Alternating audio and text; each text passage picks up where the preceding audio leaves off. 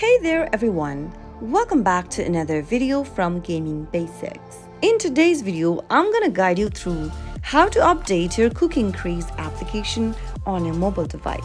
So let's get started immediately. First, go ahead and open up your App Store or your Play Store for your Android. Now go to the search box and type in Cooking Craze. Search for it.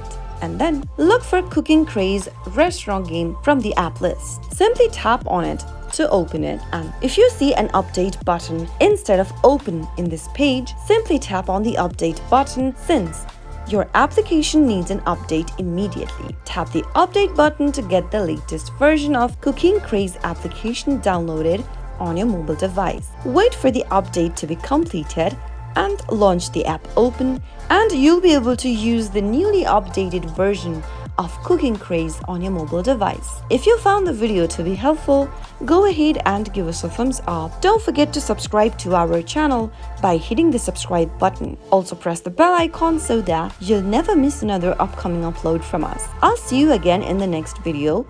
Goodbye till then.